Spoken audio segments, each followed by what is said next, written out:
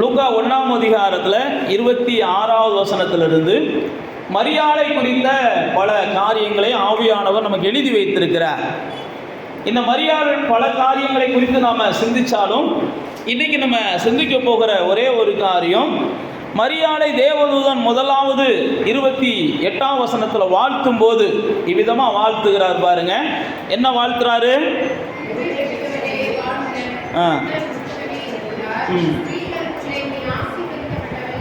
போதும். இங்கே பாருங்க, ஆண்டவருடைய பிள்ளைகளை ஆகிய நாம் ஒரு நிச்சயத்தை தெரிஞ்சுக்கிறோம். நம்மளை ஆண்டவர் இந்த இடத்துக்கு கொண்டு வந்திருக்கிறார், அல்லது அவருடைய பிள்ளையா மாற்றி இருக்கிறார், அல்லது நம்மகிட்ட பேசுகிறார், அல்லது நமக்கு வேண்டியதை செய்கிறார்னா முதல்ல வேதம் நமக்கு சொல்லுகிறது, நாம் அவருடைய கிருபையை பெற்றதுனால தான் நமக்கு இந்த பாக்கியம் கிடைக்குது. நாம் யாரும் ஏதோ நம்முடைய முன்னோர்கள் செய்த புண்ணியத்தினாலே அல்ல, இல்லை நம்முடைய வேறு ஏதாவது நல்ல குணங்களை பார்த்தலாம் அல்ல, நம்ம மேலே அவர் கிருபை வச்சதுனால தான் அவர் நம்மளை சந்திக்கிறார். முதல்ல இங்கே பாருங்கள், மரியாதை குறித்து நமக்கு எதுவுமே தெரியாது. மரியாதை நல்லவங்களா கெட்டவங்களா எதுவுமே தெரியாது. அவங்களுடைய முன்னோர்கள் நல்லவங்களா கெட்டவங்களா எதுவும் தெரியாது.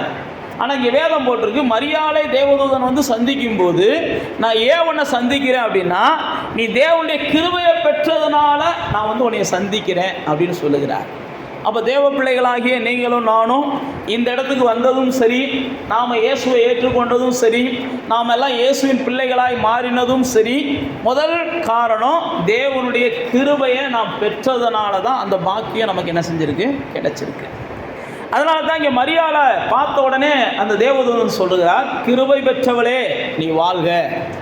அப்போ தேவ பிள்ளைகளாகிய நானும் நீங்களும் ஒரு நிச்சயம் நமக்குள்ளே இருக்கணும், நான் இந்த இடத்துல தேவனுடைய கிருபையை பெற்றதுனால தான் வந்திருக்கிறேன், ஆகையினால் நான் தேவனுடைய கிருபையை பெற்றவன் அப்படின்ற நிச்சயம் எனக்குள்ளே இருக்கணும். தேவனுடைய கிருபையை பெறாமல் யாரும் என்ன செய்ய முடியாதுன்னா தேவனை சேவிக்க முடியாது. தேவனுடைய கிருபையை பெறாமல் யாரும் தேவனை பற்றிய வெளிச்சங்களை நாம் பெற்றுக்கொள்ள முடியாது. அப்போ நீங்களும் நானும் தேவனுடைய கிருபையை என்ன செஞ்சுருக்கிறோம், பெற்றவர்களாக இருக்கிறோன்ற நிச்சயம் நமக்குள்ளே இருக்கணும். இந்த மரியாதை பார்த்து தேவதூதன் சொல்லுகிறார், நீ கிருபையை பெற்றவள். கிருபையை பெற்றவங்களை தான் தேவன் என்ன செய்கிறான்னா தன்னுடைய பிள்ளையாக மாற்றுறார். யார் தேவனுடைய கிருபையை பெற்றவர்களாக இருக்கிறார்களோ அவர்களெல்லாம் தேவனுடைய பிள்ளைகளாக மாறுறாங்க. அதனால தான் எபேசியரில் சொல்லும்போது நாம் கிருபையினாலே என்ன செஞ்சுருக்கிறோம், ரட்சிக்கப்பட்டிருக்கிறோம், கிருபையினாலே நாம் மீட்கப்பட்டு இருக்கிறோம், நாம் கிருபையினாலே அவருடைய கிருபாசன தண்டைக்கு வருகிறோம், நாம் கிருபையினாலே அவரை அப்பா பிதாவே என்று கூப்பிடுகிற உரிமையை பெற்றிருக்கிறோம். அப்போ தேவனுடைய பிள்ளைகளாகிய நமக்குள்ளே இந்த நிச்சயம் இருக்கணும், நாம் தேவனுடைய கிருபையை பெற்றவன், தேவனுடைய கிருபை என் மேலே இருக்கிறது. தேவனுடைய கிருபை என் மேலே சாதாரணமாக இல்லை, அது அளவில்லாமல் இருக்கிறது. தாவீதும் சரி மோசையும் சரி பல இடங்களில் சொல்லுவாங்க, மிகுந்த கிருபையுள்ள தேவன். அவருடைய கிருபை என்ன செய்யுதுன்னா மிகுந்த கிருபையுள்ளவர், தாராளமாக கிருபை காமிக்கிறவர், அளவில்லாமல் கிருபை காமிக்கிறவர். அவருடைய கிருபைக்கு முடிவு இல்லை, இரக்கத்துக்கு முடிவு இல்லை அப்படின்னு பைபிளில் அவர் புலம்பல் புஸ்தகத்தில் சொல்கிறார். உங்கள் கிருபைக்கு முடிவு இல்லை, உங்களுடைய இரக்கத்துக்கு முடிவு இல்லை. பாருங்கள், கிருபையை பெற்றவர்களைத்தான் தேவன் என்ன செய்கிறார் அப்படின்னா இந்த கடைசி காலத்தின் ஆபத்துக்கள் இருந்து பாதுகாக்கிறார். கிருபையை பெற்றவங்களை தான் தேவன் இது வருகிற புதிய உலகத்துக்கு அவர் என்ன செய்கிறார்னா அழைத்து செல்வதற்காக வரப்போகிறார். நீங்களும் நானும் கிருபையை பெற்றவர்கள் அப்படின்ற நிச்சயம் நமக்குள்ள நிச்சயம் என்ன செய்யணும், இருக்கணும். நாம் எல்லாருக்கும் தெரியும், ஆதியாகமம் 6ஆம் அதிகாரத்தில் வந்தீங்கன்னா நோவாவை பார்த்து அழகான ஒரு வார்த்தையை ஆவியானவர் எழுதி வச்சிருக்கிறார். தேவனுடைய கண்கள்ல என்ன செஞ்சிச்சான், நோவாவுக்கு கிருபை கிடைச்சிச்சான். ஆதியாகமம் புஸ்தகம் 6ஆம் அதிகாரத்தில் உலகம் முழுவதும் துன்மார்க்க ஜீவியத்தை ஜீவித்து கொண்டு இருக்கிறார்கள். பாவம் செய்கிறவன் இன்னும் பாவம் செய்து கொண்டு இருக்கிறான், அக்கிரமம் செய்கிறவன் இன்னும் அக்கிரமம் செய்து கொண்டு இருக்கிறான், அநியாயம் செய்கிறவன் இன்னும் அநியாயம் செய்து கொண்டு இருக்கிறான். யாருக்கும் தேவனை பற்றிய சிந்தைகள் இல்லை. வேதம் சொல்லுகிறது 5ஆம் வசனத்தில், மனுஷனுடைய அக்கிரமம் பூமியிலே பெருகினதென்றும் அவனுடைய இருதயத்தின் நினைவுகள் அல்லது இருதயத்தின் தோற்றமெல்லாம் நித்தமும் பொல்லாதது என்று கர்த்தர் கண்டு என்ன செஞ்சார், மனுஷனை உண்டாக்குனதுக்காக மனஸ்தாபப்பட்டார்னு போட்டிருக்கு. மனுஷனை படைச்சதுக்காக ஆண்டவர் வருத்தப்பட்டாராம். எதுக்காக அப்படின்னா மனுஷன் நித்தமும் பொல்லாதது தான் யோசிக்கிறான். நல்ல யோசனையில் அவனுக்குள்ள என்ன செய்ய மாட்டேங்குது, வர மாட்டேங்குது. நல்லதை செய்யணும், யாருக்காவது நல்லது செய்யணுன்ற எண்ணம் மனிதனுடைய இருதயத்துக்குள்ள தோன்ற மாட்டேங்குது. யாருக்காவது கெட்டது செய்யணுன்ற எண்ணம் ஒவ்வொரு மனுஷனையும் என்ன செய்யுது, பிடிச்சி ஆட்டி படைக்குது. அதுதான் ஆண்டவர் சொல்றார், அப்படிப்பட்ட மனுஷனை உண்டாக்குனதுக்காக அவர் வருத்தப்படுறார். நல்லது செய்யணுன்ற எண்ணமே இல்லாம எப்போ பார்த்தாலும் ஏதாவது கெட்டது செய்யணும்னு நினைக்கிற ஒவ்வொரு மனிதனையும் ஆண்டவர் பார்க்கும் போதெல்லாம் வருத்தப்படுகிறார் அப்படின்னு பைபிளில் போட்டிருக்கு. இது அவருடைய இருதயத்திற்கு என்ன செஞ்சான், व्यसனமாக இருந்துச்சான். இந்த பூமியில் உண்டாக்குன மனுஷனை எல்லாம் அவர் அழிக்கலான்னு சொல்லி அவர் முடிவெடுத்தார் அப்படின்னு பைபிளில் போட்டிருக்கு. எல்லாத்தையும் அதுக்கு அடுத்த வசனத்தில் எல்லாத்தையும் நான் என்ன செய்ய போகிறேன், அழிக்க போகிறேன்ற ஒரு முடிவு பண்ணுறாரு. 8ஆம் வசனத்தில் போட்டிருக்கு, கர்த்தருடைய கண்களில் நோவாவுக்கு என்ன செஞ்சிச்சான், கிருபை கிடைச்சிச்சு அப்படின்னு ஆவியானவர் எழுதி வச்சிருக்கிறார். அப்போ இந்த அழியக்கூடிய உலகம் முழுவதும் பாவத்தில் வாழுகிற உலகம், எங்கே பார்த்தாலும் அக்கிரமங்கள், எங்கே பார்த்தாலும் நீங்கள் பார்க்க முடியலை, இன்றைக்கி கேட்க முடியலை. நாம் இதுவரைக்கும் கேள்விப்படாத பல வகையான நூதன செய்திகளெல்லாம் இன்றைக்கி உலகம் முழுவதும் என்ன செய்யுது, கேட்க வேண்டிய நிர்பந்தம் நமக்கு வருகிறது. எல்லா வகையான பாவங்களையும் இன்றைக்கி நம்ம பார்க்க முடியுது. எல்லா வகையான ஏமாற்று வேலைகளையும் நம்ம பார்க்க முடியுது. மனுஷனை இன்னொரு மனுஷன் எப்படா முழுங்கலாம்னு காத்து கிடக்கிறாங்க. எப்படி முழுங்குவாங்கலாம் கண்டுபிடிக்கவே முடியாது. அப்படி இன்றைக்கி என்ன செய்கிறோம், ஒரு கொடிய காலத்தில் வாழ்ந்து கொண்டு இருக்கிறோம். ஆனால் இந்த கொடிய காலத்துக்கு நீங்களும் நானும் தப்பணும் அப்படின்னா வேதம் சொல்லுகிறது, நீங்களும் நானும் கிருபையை என்ன செய்யணும், தேவனுடைய கண்கள்லேருந்து பெறணும். கிருபையை பெறாமல் நம்மளால் என்ன செய்ய முடியாது, கண்டிப்பாக தப்ப முடியாது. கிருபையை பெற்றவர்கள் மட்டும்தான் தப்ப முடியும். அப்போ தேவ பிள்ளைகளாகி நீங்களும் நானும் என்ன செய்யணும் அப்படின்னா அந்த நிச்சயம் இருக்கணும், நான் தேவனுடைய கிருபையை பெற்றவன். மரியாதை பார்த்த உடனே அந்த ஐயா அவர் தேவதூதனாக தான் சொல்கிறாரு, நீ கிருபை பெற்றவள். கிருபையை பெற்ற அந்த நோவாட்டை தான் ஆண்டவர் சொல்லுகிறாரு, இந்த உலகம் முழுவதையும் நான் என்ன செய்ய போகிறேன், அழிக்க போகிறேன். அப்போ கிருபையை பெற்றவர்களோடு கூட தேவன் பேச ஆரம்பிக்கிறார். நீங்கள் எப்போ கிருபையை பெற்றவர்கள் என்ற உணர்வுக்கு வர்றீங்களோ அப்போ தான் தேவன் உங்களை வழிநடத்த ஆரம்பிக்கிறார். கிருபையை பைபிளில் போட்டிருக்கு, உணர்ந்து கொள்ளுகிறவர்கள் ஞானவான்கள். கிருபையை உணர்ந்து கொள்ளுகிறவர்கள் ஞானவான்கள். கிருபையை உணர்வே இல்லை அப்படின்னா அவங்கள தான் பைபிள் என்ன செய்யுது, ஞானம் இல்லாதவர்கள் அப்படின்னு போட்டிருக்கு. எபேசியர் 5ஆம் அதிகாரத்துக்கு எழுதும்போது சொல்கிறாரு, நீங்கள் ஞானம் உள்ளவர்களைப் போல மதியற்றவர்களைப் போல நீங்கள் நடக்கக்கூடாது. உங்கள் காலங்களை பிரயோஜனப்படுத்துங்க, நாட்களை பிரயோஜனப்படுத்துங்க, மதியற்றவர்களைப் போல நீங்கள் நடக்காதீங்கன்னு சொல்லி எபேசியர் 5ஆம் அதிகாரத்துக்கு வந்தீங்கன்னா அங்கே ஆவியானவர் எழுதி வைத்திருக்கிறார் 15ஆம் வசனத்தில், நீங்கள் ஞானம் உள்ளவர்களைப் போல நடக்கணும், ஞானமற்றவர்களைப் போல நீங்கள் நடக்கக்கூடாது. நாட்கள் பொல்லாதவைகள் அப்படின்னு 16ஆம் வசனத்தில் போட்டிருக்காரு. நாட்கள் பொல்லாதவைகளாக இருக்கிறதுனால காலத்தை என்ன செய்யுங்க, பிரயோஜனப்படுத்தி கொள்ளுங்க அப்படின்ட்டு 17ஆம் வசனத்தில் தான் போட்டிருக்காரு. மதியற்றவர்களைப் போல இல்லாமல் கர்த்தருடைய சித்தம் என்னதுன்னு நீங்கள் உணருங்க. அப்படின்னா என்னென்னா கர்த்தருடைய சத்தத்தை கேட்கணும், தேவ பிள்ளைகள் கர்த்தருடைய சித்தத்தை செய்யணும், தேவ பிள்ளைகள் கர்த்தருடைய நடத்துதலுக்காக காத்து இருக்கணும். தேவ பிள்ளைகள் கர்த்தருடைய நடத்துதலுக்காக காத்திருக்கல அப்படின்னா நீங்கள் மதியீனமானதை செய்வீர்கள், நீங்கள் மதியற்றவங்களாக மாறிடுவீங்க.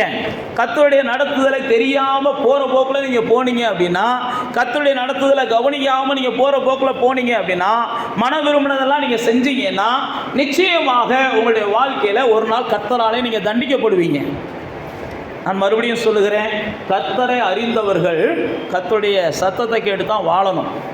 நோவாவை ஆண்டவர் சந்திக்கிறார், கர்த்தருடைய கண்களில் உனக்கு கிருபை கிடச்சிருச்சு. அன்றைக்கி பார்த்தீங்கன்னா அம்மா மரியாதை வந்து ஆண்டவர் சந்திக்கிறார், உனக்கு கிருபை பெற்றவள் நீ. அப்போ கிருபை பெற்ற உடனே ஆண்டவர் நோவாவோடு கூட பேசுகிறார், நீ இதெல்லாம் செய், இதெல்லாம் செய், இதெல்லாம் செய், இத்தனை அடி நீளத்தில் செய், இத்தனை அடி அகலத்தில் செய். மனசில் உனக்கு தோன்றபடியெல்லாம் செய்யலாம் சொல்லலை. நம்ம என்ன செஞ்சிடறோம், தோன்றதெல்லாம் செஞ்சு ஆரம்பிச்சிடுறோம். ஏன்னா நமக்கு கிருபை இருக்குன்றதுக்காக நம்ம ஆடி என்னமும் செய்யலாம், கர்த்தர் காப்பாற்றுவார்னு நினைக்கிறோம். அப்படிலாம் இல்லை. ஆண்டவர் என்ன செய்யறார், திட்டமும் தெளிவுமாக கிருபை பெற்றவர்கள் கீழ்ப்படிவார்கள் அவர் நம்புகிறார். கிருபை பெற்றவர்கள் கீழ்ப்படியாமல் முரட்டாட்டம் பண்ணும்போது அதெல்லாம் செஞ்சாங்க பழைய ஏற்பாட்டில். கிருபையை பெற்றவங்க கீழ்ப்படியாமல் முரட்டாட்டம் பண்ணாங்க. அப்போ தான் சாமுவேல் வந்து என்ன செய்கிறாரு, சவுலை கண்டிக்கிறாரு, இல்லை நீ கிருபையை பெற்றவன், ஆனால் கர்த்தருடைய சத்தத்துக்கு கீழ்ப்படிய மாட்டேன்ற. கர்த்தருடைய சத்தத்துக்கு கீழ்ப்படியாததுனால உன் வாழ்க்கையில நீ முன்னேற்றத்தை பார்க்க மாட்டேன்றாரு. உன் வாழ்க்கை இனிமேல் குறுக போகுதுறான்றாரு. இனி இருக்க இருக்க தேஞ்சுக்கிட்டே போக போறடான்றாரு. காதில் விழுகுதா விழுகலையான்னு தெரியல. அன்னைக்கு சவுலுக்கும் விழுகலை.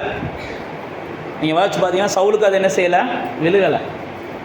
அப்போ கிருபையை பெற்றவர்கள் நல்லா தெரிஞ்சுக்கோங்க, கீழ்ப்படியணும். கர்த்தருடைய சத்தத்தை கேட்டு கீழ்ப்படியணும். நான் கிருபையை பெற்றவன். இன்னைக்கு நிறையா உபதேசம் அப்படி வந்துருச்சு. கிருபையை பெற்றால் எதை வேணாலும் என்ன செய்யலாம். கிருபையை பெற்றவங்க கீழ்த்தரமாக கூட வாழலாம்லாம் இன்னைக்கு உபதேசத்தை கிறிஸ்தவர்கள் போதிக்கிறாங்க, வேற யாரும் போதிக்கலை. நீ என்ன வேணாலும் கீழ்த்தரமாக வாழ்ந்துக்கோ, ஆனால் கிருபையை பெற்று இருக்கிற நீ நல்லா இருப்பன்னு போதிக்கிறாங்க.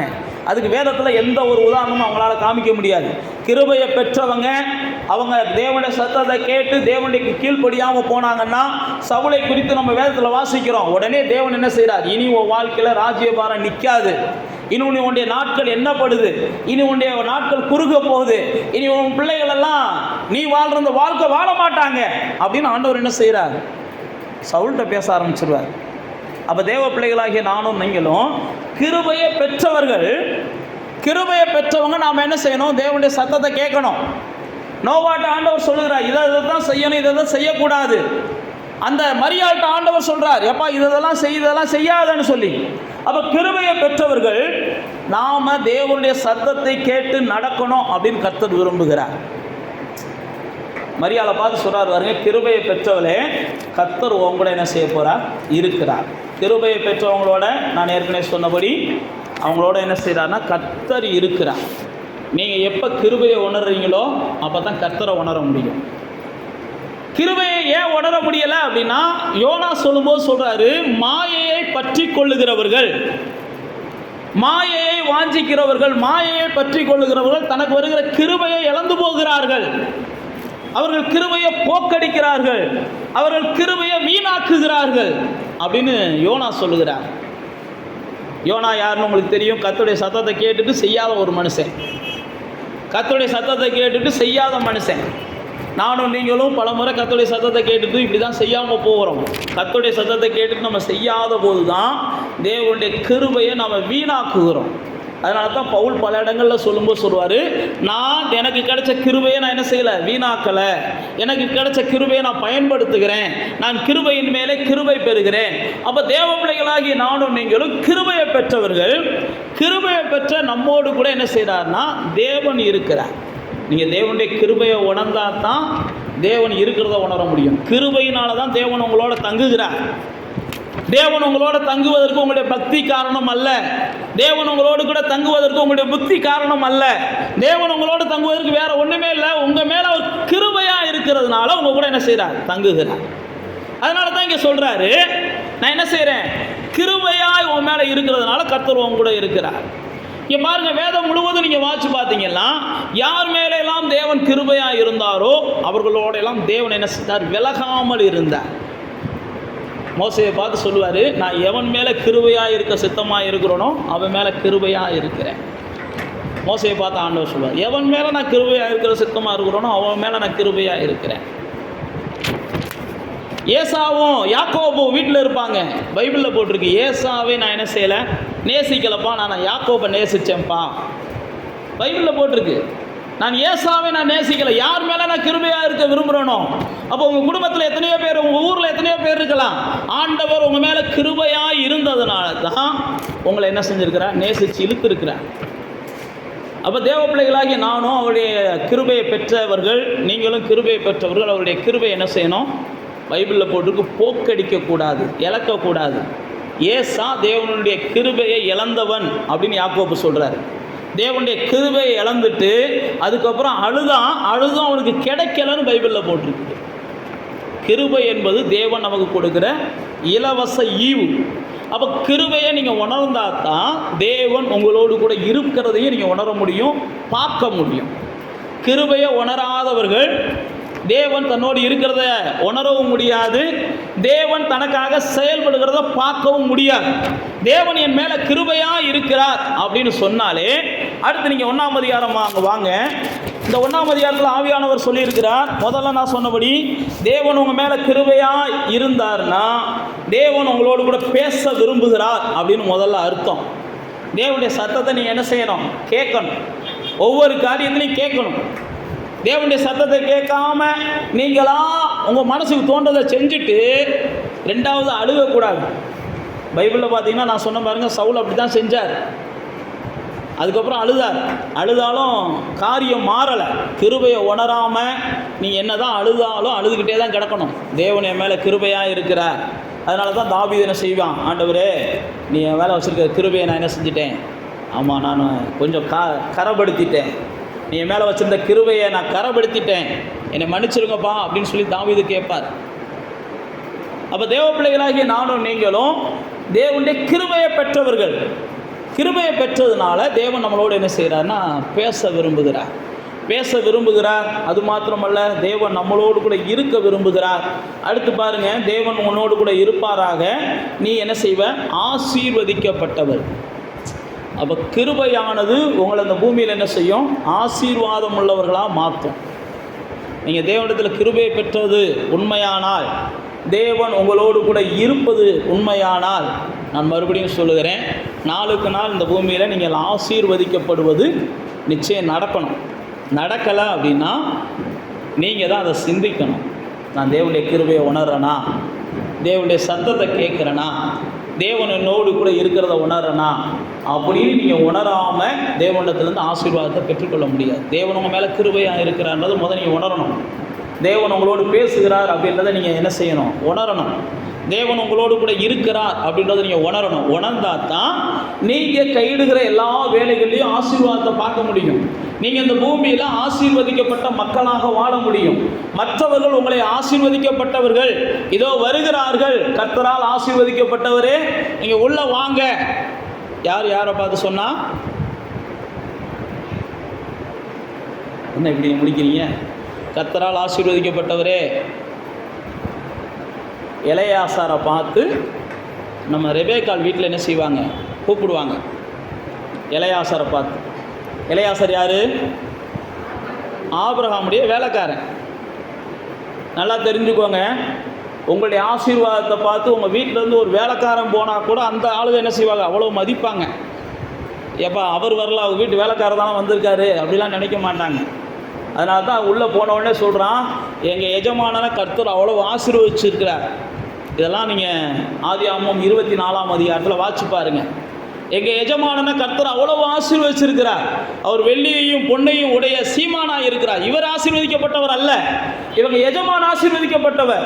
ஆனால் பாருங்கள், ரெபேக்காள் வீட்டில் சொல்கிறாரு, நீ கர்த்தரால் ஆசீர்வதிக்கப்பட்டவங்களே நீ என்ன செய்? உள்ள வாயா, நீ அந்த வீட்டிலேருந்து வந்திருக்கிற, அது ஒரு ஆசீர்வாதம் உள்ள வீடு. அப்போ தேவன் உங்களோட கூட இருந்தாருன்னா உங்கள் வீடு ஆசீர்வதிக்கப்படுகிறது. உங்கள் வேலையில் உங்கள்கிட்ட வேலை பார்க்குறவங்க ஆசீர்வாதமாக இருப்பாங்க. உங்கள் வீட்டில் இருக்கிற ஒவ்வொருவரும் ஆசீர்வாதமாக இருப்பாங்க. நான் மறுபடியும் சொல்லுகிறேன், நீங்கள் இதெல்லாம் கர்த்தருடைய கிருபையினால் நடக்குதுன்ற இடத்துக்கு தான் நிற்கணும். இதெல்லாம் கர்த்தருடைய கிருபையினால் நடக்குது. ஆசீர்வாதங்கள் பெருகும்போது இது கிருபப்பான்னு சொல்லணும். வெற்றிகள் கிடைக்கும் போது இது கிருபப்பான்னு தான் சொல்லணும். எதையுமே நானும் நீங்களும் கிளைம் பண்ணுவதற்கு தகுதியானவர்கள் அல்ல. இது என்னால் நடந்துச்சு, என் பலத்தினால நடந்துச்சு, என் ஜெபத்தினால நடந்துச்சு, என் பரிசுத்தத்தினால நடந்துச்சு, ஏன் நீதினால நடந்துச்சுன்னு சொல்லி நாம் எதையும் உரிமை கொண்டாடுவதற்கு உரியவர்கள் அல்ல. மாறாக இதெல்லாம் உங்களுடைய கிருபையினால் எனக்கு கிடைச்சிச்சு, இந்த பாக்கியத்துக்கு. அதுதான் யாக்கோபு சொல்லுவான், இதெல்லாம் எவ்வளவு வேணும், நான் பாத்திரன் அல்ல. ஆண்டவரே, இந்த பரிவாரங்களுக்கெல்லாம் நான் பாத்திரன் அல்லன்னு யாக்கோபு சொல்லுவான். அதே தான் மோசேவும் சொல்லுவார், அதே தான் தாவீதும் சொல்லுவார், பவுலே சொல்லுவார். எல்லாரையும் காட்டிலும் நான் பிரயாசப்படுகிறேன், ஆனாலும் நான் அல்ல, எனக்குள்ள இருக்கிற தேவனுடைய கிருபை தான் என்னை அப்படி செய்ய வைக்குது. இதெல்லாம் பவுல் சொல்லுவார். நான் அல்ல, எனக்குள்ள இருக்கிற கிருபை என்னை இப்படி செயல்பட வைக்குது. அப்போ யாரெல்லாம் தேவனுடைய கிருபையினால தான் நான் நிற்கிறேன், தேவனுடைய கிருபையினால தான் நான் வாழ்கிறேன், நான் தேவனுடைய கிருபையினால தான் நடக்கிறேன், தேவனுடைய கிருபையினால தான் சாப்பிட்றேன், தேவனுடைய கிருபையினால தான் தூங்குறேன்னு நினைக்கிறாங்களோ அவங்களாம் அந்த பூமியில் ஆசீர்வதிக்கப்படுவாங்க. அவங்க ஆசீர்வாதம் பெருகும். இங்கே பாருங்க, மரியாதை பார்த்து ஆண்டவர் அதான் சொல்லுகிறார், கிருபை பெற்றவளே கர்த்தர் உன் கூட இருக்கிறார், நீ ஆசீர்வாதமாக இருப்ப.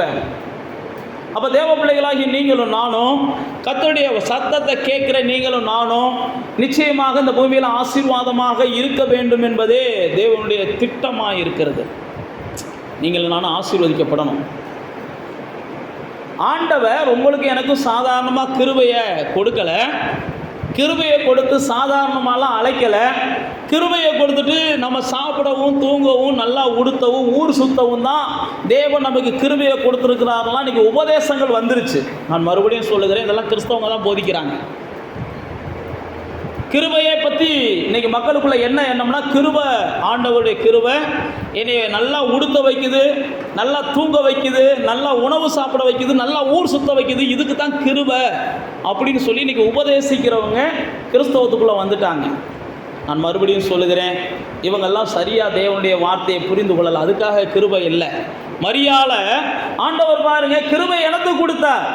ஆண்டவர் ஏன் மரியாளோடு கூட இருக்கிறேன்னு சொன்னார்? ஏன் மரியாளை ஆசீர்வதிச்சார்னா, அவங்கள குறித்து தேவ திட்டம் நிறைவேறணும். அவங்கள குறித்து ஒரு தேவ திட்டத்தை கர்த்தர் வச்சிருக்கிறார். அப்போ மரியாள்கிட்ட அடுத்த வார்த்தைகளை நம்ம பார்க்குறோம். மரியாள்கிட்ட அவங்க வர்றாங்க. இந்த வார்த்தைகளை கேட்ட உடனே மரியாள் என்ன செய்கிறாங்க? சிந்திக்கிறாங்க. அப்போ தான் அடுத்த வசனமும் அப்படி தான் போட்டிருக்கு, 30ஆம் வசனம். மரியாளே பயப்படாத, நீ தேவனிடத்தில் கிருபையை பெற்றிருக்கிற, நீ ஏன் ரொம்ப சிந்திக்கிற? சில நேரத்தில் கிருபையை பெற்ற நாம் ரொம்ப போட்டு குழப்பிக்கிட்டே இருக்கக்கூடாது. ஏன் இது நடக்குது, ஏன் அது நடக்குது, நான் தான் கிருபையை பெற்றவனாச்சே, எனக்கு ஏன் இது நடக்குது, நான் தான் கிருபையை பெற்றவனாச்சே, எனக்கு ஏன் அது நடக்குது, ஏன் கூட தான் கர்த்தர் இருக்கிறாரு, எனக்கு ஏன் இது நடக்குது, ஏன் கூட தான் கர்த்தர் இருக்கிறாரு, எனக்கு ஏன் அது நடக்குதுன்னு குழப்பத்திலே இருக்கக்கூடாது, சிந்திச்சுக்கிட்டே இருக்கக்கூடாது. முதல் நமக்குள்ளே கிருபையை பெற்றவன் நான், கர்த்தர் என் கூட இருக்கிறார், நான் எதுக்கும் பயப்பட மாட்டேன்ற ஒரு நிச்சயம் இருக்கணும். நீங்கள் பயந்து கொண்டே இருந்தீங்கன்னா கர்த்தர் உங்களை பயன்படுத்த மாட்டார். எல்லாம் தெரிஞ்சுக்கோங்க. பயப்படுகிறவர்களை ஆண்டவர் என்ன செஞ்சார்னா, கிதியோன்ட்ட சொல்லிடுறாரு, எப்போ பயப்படுகிறவன்லாம் முதல் வீட்டுக்கு அனுப்புன்றாரு. அவங்களெல்லாம் என்ன செய்யாத, கூட கூட்டு போகாத, கெடுத்துருவாங்க காரியத்தைம்பார். நீதிமொழிகளில் சொல்லும்போது சொல்றாரு, பதட்டமாக போய் யார்ட்டையும் வாதாடாத, பதட்டமாக வாதாடினா தோத்து போவோம்பாரு. அப்போ கர்த்தர் உங்க கூட இருக்கிறதுடைய நோக்கமே என்ன அப்படின்னா, நான் மறுபடியும் சொல்லுகிறேன், நீங்கள் பயமற்றவர்களாக இருந்தால் தான் கர்த்தர் உங்களை பயன்படுத்த முடியும். வாழ்க்கையில் எல்லாமே வரும், எது வேணாலும் வரும், வாழ்க்கையில் எப்போ வேணாலும் எது நடக்கும். ஆனால் தேவ பிள்ளைகளாகி நானும் நீங்கள் என்ன செய்யக்கூடாது? பயப்படவே கூடாது. அவர் பார்த்து கொள்ளுவார் என்ற தைரியத்தில் நம்ம நடந்துக்கிட்டே இருக்கணும். வாழ்க்கையில் எல்லாம் அப்படியே சுமூகமாக இருக்குன்னு நினைக்கக்கூடாது. ஆண்டவர் எப்பயுமே என்ன செஞ்சார்னா, இஸ்ரவேல் ஜனங்களை பார்த்து சொல்லுவார், எப்பா ஒரு பொய்யான தீர்க்கதரிசி வருவியான், அவன் அற்புதங்களை கூட செய்வியான், அவன் பொய்யான தீர்க்கதரிசி தான், அவன் மந்திரவாதத்தை வச்சு என்ன வேணாலும் செய்வியான், ஆனாலும் உன் தேவனாகிய கர்த்தர் சொன்ன வார்த்தையை நினச்சிக்கிட்டு அவன் என்ன சொன்னாலும் நான் நம்ப மாட்டேன்றதை மட்டும் நீ செய்யணும். என் தேவன் சொல்கிறது தான் நான் நம்புவேன். உங்கள்கிட்ட வந்து எத்தனையோ பேர் குரங்கு வித்தையெல்லாம் காமிப்பாங்க. குரங்கு வித்தை காமிச்சிட்டாங்கன்றதுக்காக நீங்கள் என்ன செஞ்சிடக்கூடாது. புரியுதா புரியலையான்னு தெரில. அப்படிலாம் இன்றைக்கி நிறையா பெருகிட்டாங்க. என்ன கூட ஒருத்தர் வந்தார், நாங்கள் 2 பேரும் என்ன செஞ்சோம், ஒரு இடத்துக்கு போயிருந்தோம். அப்போ தான் என்னை உட்கார வச்சுக்கிட்டே அவர் என்கிட்ட நிறையா விஷயங்கள் பேசிக்கிட்டு இருந்தார். அப்போ பேசிக்கிட்டு இருக்கும்போது நான் என்ன செஞ்சேன், கவனிக்காத மாதிரி இருந்தேன். கவனிக்கிறீங்களா? நீங்கள் கவனிக்காத மாதிரி இருக்கீங்களா? நிறையா பேர் தலையெல்லாம் தொங்க போட்டிருக்கீங்க. எல்லோரும் கொஞ்சம் தலையை கொஞ்சம் நிமித்துங்க. அத்தையத்தை கொஞ்சம் தலையை நிமித்த வைங்க. மாத்திரை போட்டு வந்திருக்காங்களா? அப்போ தேவ பிள்ளைகளாகிய அப்படியே கவனிக்காத மாதிரி நான் இருந்தேன். அப்போ கவனிக்காத மாதிரி இருக்கும்போது அவர் என்ன செஞ்சார்னா, என்ன நான் சொல்கிற எதையுமே நீங்கள் நம்பலையா அப்படின்னாரு. ஆமாம், நீங்கள் சொல்கிற எதையுமே நான் நம்பலை அப்படின்னேன். ஏன்னா அவர் சொல்கிறதெல்லாம் என்ன செஞ்சார்னா, இப்படியே வசனத்துக்கு முரண்பாடாகவே சொல்லிக்கிட்டு இருந்தார். வசனத்துக்கு முரண்பாடாகவே சொல்லிக்கிட்டு இருந்தார். அப்போ வசனம் நான் சொல்கிற எதையுமே நீங்கள் நம்பலைன்னாரு. நீங்கள் சொல்கிற எதையுமே நான் நம்பலைன்னு. அப்போ இந்த பாருங்கள், இது அப்படி நடந்திருக்கு, இந்த இது அப்படி நடந்திருக்குனாரு. இது இல்லைங்க, இதெல்லாம் நீங்கள் 100 சாட்சிகளை சொன்னாலும் நான் ஏற்றுக்கிற மாட்டேன். ஏன்னா வசனத்துக்கு இது முரண்பட்டது. இதை வச்சு ஒருத்தன் பிரதமர் ஆகிருக்கலாம், இதை வச்சு ஒருத்தன் முதலமைச்சர் ஆகிருக்கலாம், நீங்கள் சொல்கிறத வச்சு ஒருத்தன் என்ன வேணாலும் சாதிச்சிருக்கலாம். ஆனால் வசனத்துக்கு முரண்பாடாக இருக்கிறத நான் நம்பி சாதிப்பேன்னு நான் என்ன செய்யறதில்ல, ஏற்றுக்கிறவே மாட்டேங்க அப்படின்னு அவர்கிட்ட நான் வாதம் பண்ணேன். நான் மறுபடியும் சொல்லுகிறேன், அவர் சொன்ன நேரத்தில் அவர் சொன்னதெல்லாம் நடந்தது உண்மை. அதே இது ஒரு 3 மாதம் கூண்ணபட்சம் கழித்து அதே இடத்துக்கு நானும் போகிறேன், அவரும் போகிறாரு. எதெல்லாம் அவர் சொன்னாரோ அதெல்லாம் அன்றைக்கி பொய்யா தெரியுது. அந்த நேரத்தில் அதெல்லாம் உண்மை. இந்த பார்த்தீங்களாங்க, இதை செஞ்சதுனால இப்படி வாழ்ந்துட்டார், இந்த பார்த்தீங்களாங்க அதை செஞ்சனா அப்படி வாழ்ந்துட்டார், இந்த பாருங்கள் கண்ணுக்கு முன்னாடி காமிக்கிறேன்னாரு. நான் மறுபடியும் சொல்லுகிறேன், இப்படியெல்லாம் எதை காமிச்சாலும் வசனத்துக்கு முரண்பட்டது எதையுமே நீங்கள் என்ன செய்யாதீங்க, ஏற்றுக்கிறாதீங்க. கிருபையை பெற்றவர்கள் என்ன செய்யக்கூடாது, பயப்படக்கூடாது. கிருபையை பெற்றவங்க எதுக்கும் பயப்படக்கூடாது. கிருபையை பெற்றவங்க ஒரு தெளிவோடு இருக்கணும். இங்கே பாருங்கள், அண்ணா அங்கே மரியாதை குறித்து பார்க்குறோம். மரியாதை அவங்க கிருபையை பெற்றவங்க, தேவன் கூட இருக்கிறார், நீ ஆசீர்வதிக்கப்பட்டவங்க. ஆனால் அவங்க சிந்திக்கிறாங்க, இந்த வார்த்தை என்ன வார்த்தை, ஏன் தேவதூதன் என்னைய வந்து பார்த்து பேசுகிறான், தேவன் ஏன் என்னையை பார்த்து பேசுகிறான்னு அவங்க சிந்திக்கிறாங்க. உடனே தான் தேவதூதன் சொல்கிறான், நீ பயப்படாதம்மா, நீ கிருபையை பெற்றவர். அந்த 15 வசனம் போட்டிருக்கு, பயப்படாத, கிருபையை பெற்றவர், நீ ஒரு கர்ப்பவதியாக போகிற. யோசிச்சு பாருங்க, கல்யாணம் ஆகலை, ஆனால் கர்ப்பவதியாக போகிறாங்க. இதை தான் நான் மறுபடியும் சொல்ல வரேன். கிருபையை பெற்றவங்க தேவனுடைய சத்தம் எப்படிப்பட்ட சத்தமாக இருந்தாலும் அதை என்ன செய்வாங்க, விசுவாசிப்பாங்க. அதனால தான் எலிசபெத் சொல்லுவாங்க, விசுவாசித்தவளே நீ பாக்கியவதி அப்படிம்பாங்க. கிருபையை பெற்றவங்க தேவனுடைய சத்தத்தில் கேள்வி கேட்டுக்கிட்டே இருக்க மாட்டாங்க. கிருபையை உணர்ந்தவங்க எப்போ பார்த்தாலும் தேவனோடு போராடிக்கிட்டே இருக்க மாட்டாங்க. இங்கே மரியாதை வந்து சொல்கிறாரு தேவதூதன், நீ ஒரு கன்னிகை, ஆனால் ஒரு கர்ப்பவதியாக போகிற, உனக்குள்ள ஒரு குழந்தை வரப்போகுது, அந்த குழந்தை இயேசுன்னு பேர் இட போகிறீங்க, அந்த குழந்தைய வச்சு தான் உலகம் மீட்படைய போகுது. நான் மறுபடியும் சொல்லுகிறேன். அப்போ மரியாள் ஒரு வார்த்தை தான் சொல்கிறாங்க, நான் தான் புருஷனை அறியனே. அப்போ தான் தேவதூதன் சொல்கிறான், இல்லை, தேவ பலன் உன் மேலே வந்து அசைவாடும், நீ கர்ப்பவதியாக போகிற. அப்போ தேவ பிள்ளைகளே, நம்புவதற்கு சாத்தியமில்லாத விஷயங்களை கூட தேவன் சொல்லும்போது நம்புகிறவர்கள் தான் தேவனை அறிந்தவர்கள். அவங்களுக்கு தான் தேவனை பற்றிய புரிதல் இருக்குன்னு அர்த்தம். இங்கே பாருங்கள், யாராலும் ஏற்றுக்கொள்ள முடியாத ஒரு விஷயம். பைபிள் பிரகாரம் யோசேப்போடு கூட மரியாள் நிச்சயிக்கப்பட்டவங்க கர்ப்பவதி ஆயிடுறாங்கன்னு வச்சுக்கோங்க. அப்போ எப்படியெல்லாம் உலகம் பார்க்கும், எப்படியெல்லாம் அவமானங்கள் வரும், எப்படியெல்லாம் சூழ்நிலைகள் எதிராக இருக்கும், கொஞ்சம் யோசிச்சு பார்த்தீங்கன்னா தெரியும். நீங்களும் வீட்டில் பெண்கள் பிள்ளைகளோட பிறந்திருப்பீங்க, பெண் பிள்ளைகளை வச்சுருப்பீங்க. ஒரு நிச்சயிக்கப்பட்ட ஒரு பொண்ணு கர்ப்பவதி ஆயிடுச்சுன்னா என்ன ஆகும்? முதல் நம்ம ஏற்றுக்குறோமா? ஆண்டவர் சொன்னால் நம்ம ஏற்றுக்குறோமா? யோசிச்சு பாருங்க. நம்ம வீட்லேயே ஆண்டவர் வந்து இப்படிலாம் ஏதாவது ஒரு வார்த்தை சொல்லிட்டாருன்னா முதல் அந்த பிள்ளையை நம்ம வந்து என்றைக்கே என்ன செஞ்சு விட்டுருப்போம், விரட்டி விட்டுருவோம். ஆனால் மரியாளுடைய பெற்றோரை பற்றி தெரியலை, ஆனால் மரியாளுடைய பெற்றோர்கள் ஏற்றுக்கொண்டார்கள், மரியாள் சொன்னதை நம்பினாங்க. அப்போ தேவ பிள்ளைகள் எப்பயுமே தன்னுடைய பிள்ளைகளை என்ன செய்யணும், ஒரு மாதிரி நம்பணும். தான் பிள்ளைகளை நம்பாதவங்க, நான் மறுபடியும் சொல்லுகிறேன், தேவ பிள்ளைகளாக இருக்கிறாங்களா அப்படின்றதுக்கு ஒரு கேள்வி தான். தான் பிள்ளைகளை குறித்து என்ன செய்யணும், நல்ல ஒரு தெளிவு இருக்கணும். இப்போ பாருங்கள், மரியாளுடைய பெற்றோர்கள் நம்பினாங்க மரியாதை. அப்போ தேவ பிள்ளைகளாகிய நீங்களும் நானும் நம்புவதற்கு சாத்தியமில்லாததை கூட தேவன் செய்வார்னு நம்ம நம்பணும். இதே அதிகாரத்தில் ஒரு குடும்பம், அது நம்ம எல்லாருக்குமே தெரியும், சகரியா எலிசபெத். அவங்க 2 பேர் வயசானவங்க. அவங்ககிட்ட வந்து தேவன் சொல்லுகிறார், உங்களுக்கு வந்து ஓ விண்ணப்பம் பண்ணுச்சு. இங்கே பைபிளில் போட்டிருக்காருங்க, சகரியாவை பார்த்து சொல்கிறாரு, ஓ விண்ணப்பம் கேட்கப்பட்டுச்சு. 13ஆம் வசனத்தில் போட்டிருக்கிறாரு. சகரியாவே 1ஆம் அதிகாரம் 13ஆம் வசனத்தில் ஓ வேண்டுதல் கேட்கப்பட்டுச்சு அப்படின்னு போட்டிருக்கிறாங்க. உன்னுடைய மனைவியாக எலிசபெத் உனக்கு ஒரு குமாரனை பெறுவார், அவளுக்கு யோவான்னு பேரிடு அப்படின்னு பைபிளில் போட்டிருக்கு. வேண்டுதல் பண்ணுறாங்க. அவங்க வேண்டுதலுக்கு ஆண்டவர் என்ன செய்கிறார், பதில் தருகிறார். அந்த பதிலை அவங்களால ஏற்றுக்கொள்ள முடியலை. ஏன் ஏற்றுக்கொள்ள முடியலை அப்படின்னா, எங்களுக்கு வயசாயிருச்சு, இனி குழந்தை பெறுவதற்கு வாய்ப்பு இல்லை. வேதத்தில் பார்த்தீங்கன்னா ஆபிரகாமும் அப்படி தான் என்ன செஞ்சார், எங்களுக்கு வயசாயிருச்சுன்னு சொல்லி ஆபிரகாம் நகைத்தார்னு பைபிளில் போட்டிருக்கு. ஈசாக்கு நகைத்தார், சாராள் நகைத்தாள் அப்படின்னு பைபிளில் போட்டிருக்குது. ஆண்டவர் சில நேரத்தில் நமக்கு செய்வேன் என்று சொல்லுகிற காரியங்கள் நம்புவதற்கு ஏதுவாக இருக்காது. ஆனால் பைபிளில் ரோமருக்கு எழுதும்போது நம்புவதற்கு ஏதுவில்லாததையும் ஆபிரகாம் நம்புனதுனால தான் அவன் என்ன செய்கிறான், இன்றைக்கி நம்பிக்கை உள்ளவர்களுக்கெல்லாம் தகப்பனாக இருக்கிறான். நம்புவதற்கு ஏதுவில்லாததை நீங்கள் நம்பணும். சில நேரத்தில் நமக்கு சூழ்நிலைகள் நம்ப வைக்காது.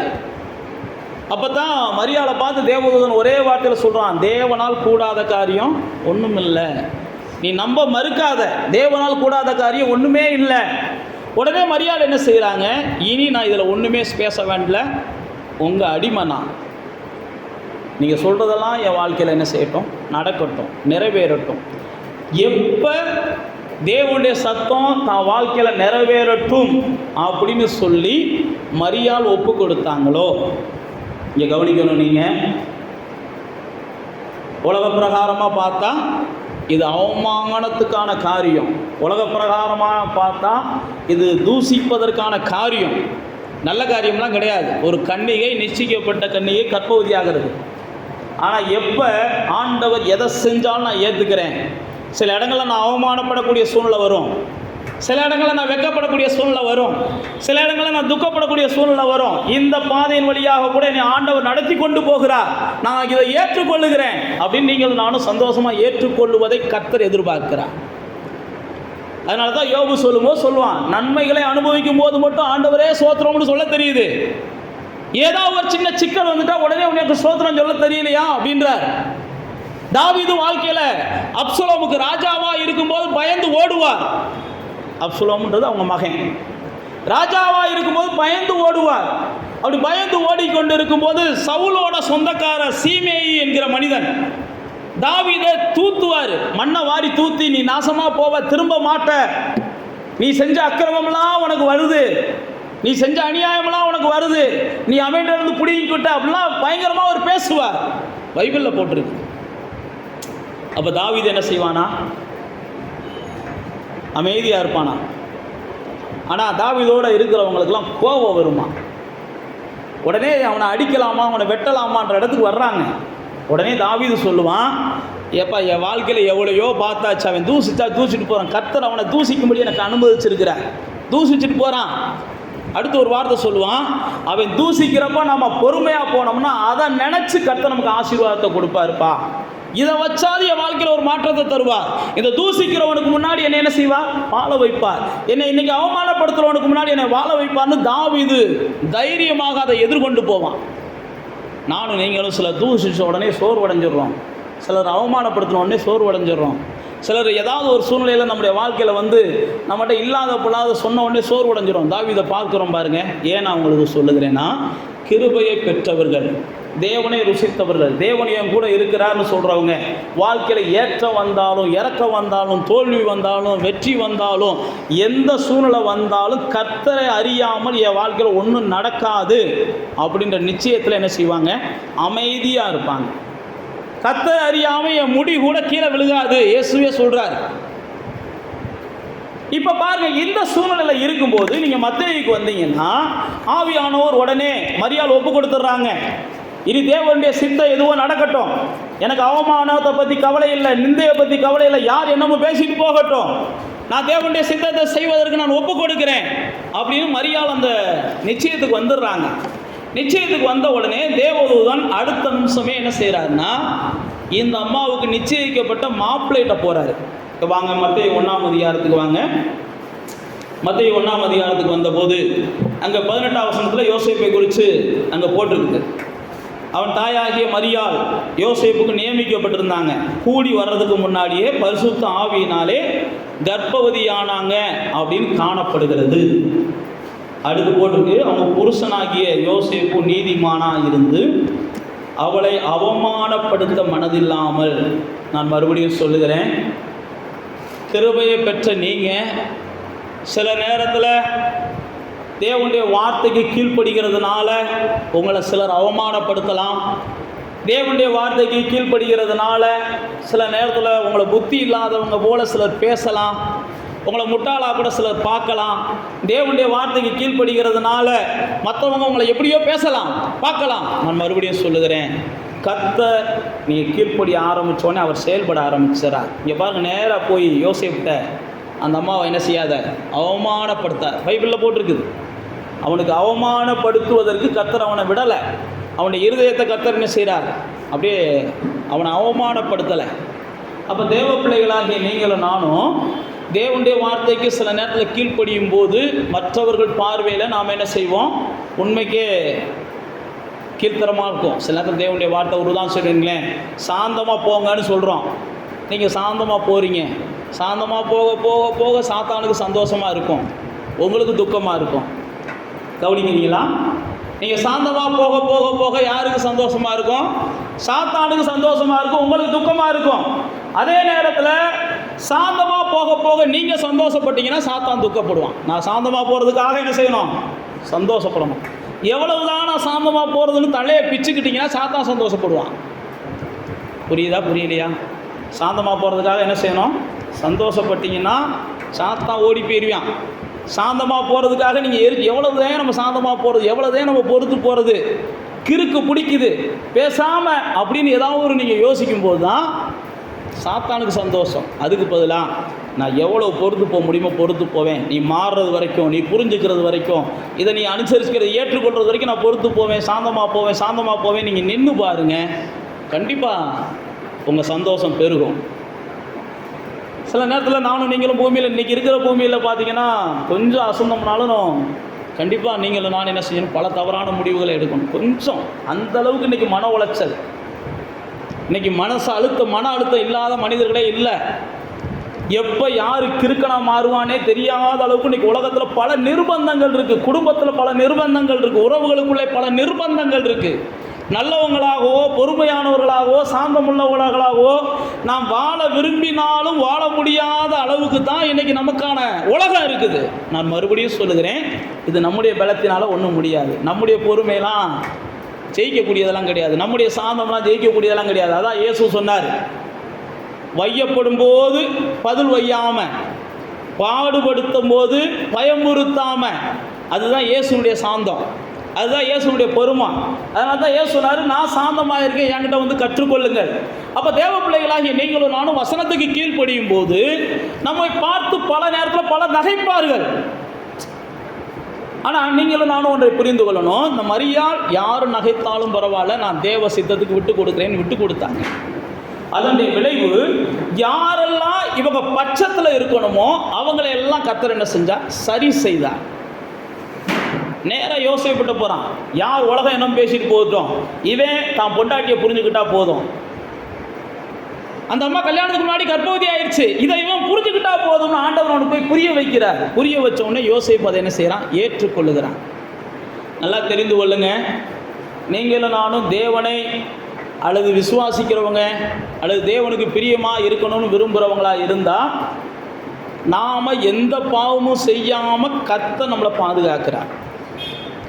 நானும் நீங்களும் தேவனுக்கு பிரியமாக இருக்கணும்னு விரும்பினா பாருங்க, யோசேப்பு அப்படி விரும்பினா, அதனால தான் அவன் வந்து எந்த தப்பும் செஞ்சிடக்கூடாதுன்னு கர்த்தர் உடனே போய் தடுக்கிறார். இங்கே பாருங்க, அப்படி தான் போட்டிருக்கு, யோசேப்பு நீதிமான். தவறு செய்யக்கூடிய சூழ்நிலை நமக்கு வரும், பாவம் செய்யக்கூடிய சில சூழ்நிலைகள் வரும், ஏதோ ஒரு வகையில் நம்ம தடுமாறக்கூடிய சூழ்நிலைகள் வரும். ஆனால் நாம் மனசளவில் கர்த்தருக்காக வாழணும்னு விரும்புகிற ஆட்கள், அப்படிப்பட்ட சூழ்நிலைகள் வரும்போது கர்த்தர் ஏதாவது ஒரு ரூபத்தில் அதை என்ன செய்வார்? தடுத்து அதில் நம்மளை காப்பாற்றுவார். யோசேப்பு அப்படி தான் காப்பாற்றினார். நீங்கள் வாட்சி பார்த்தீங்கன்னா அப்போ ஆதியாம 20ஆம் அதிகாரத்தில் நம்ம எல்லாருக்கும் தெரியும், அபிமெலேக்கு என்கிற உத்தமன்னு பைபிளில் போட்டிருக்கு. ஆபிரகாமுடைய மனைவியை அவன் எடுத்துகிட்டு வந்துடுறான். ஆபிரகாமுடைய மனைவின்னு தெரியாது அவனுக்கு, ஆபிரகாமுடைய சகோதரியை நினச்சா அவன் தூக்கிட்டு வந்துடுறான். ஆபிரகாமுடைய சகோதரியை தூக்கிட்டு வந்துட்டு இவன் சொந்தமாக்க விரும்புகிறான். சொந்தமாக்க விரும்பும்போது அன்னைக்கு இரவு நேரத்தில் ஆண்டவர் அவனோட போய் பேசுகிறார்.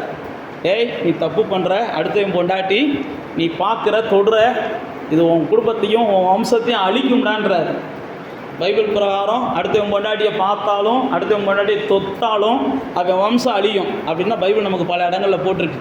அதனால் யாரும் அடுத்தவங்க பொண்டாட்டியை பார்க்கக்கூடாது, அடுத்தவங்க பொண்டாட்டியை தொடக்கூடாது, அடுத்தவங்க புருஷனை பார்க்கக்கூடாது, அடுத்தவங்க புருஷனை தொடணும்னு நினைக்கக்கூடாது. அது அவங்க வம்சத்துக்கு அது என்ன செய்யும்? சாபமாக வரும். இது பைபிளில் பல இடங்களில் போட்டிருக்குது. அப்போ தான் ஆண்டவர் அபிமெலேக்கிட்ட போகிறாரு. அபிமெலேக்கிட்ட போன உடனே அபிமெலேக் சொல்கிறான், நான் இதை என்ன செய்கிறேன்? மனப்பூர்வமாக என் தங்கச்சின்றதுனால தான் நான் தொட விரும்பினேன் அப்படின்னு சொல்கிறான். அப்போ தான் ஆண்டவர் சொல்கிறாரு, நீ உத்தமமாக செஞ்சதுனால தான் நானும் வந்து தடுத்தேன். நீ பாவத்தோடு செஞ்சுருந்தேன்னா நான் உன்னை அடிச்சிருப்பேன், தடுத்திருக்க மாட்டேன். நான் மறுபடியும் சொல்கிறேன், நீங்கள் நீதிமானாக வாழ விரும்புனீங்கன்னா உங்களுக்கு எல்லா வகையிலையும் கர்த்தர் என்ன செய்கிறார்? அனுகூலமான சூழ்நிலைகளை உருவாக்குவார்.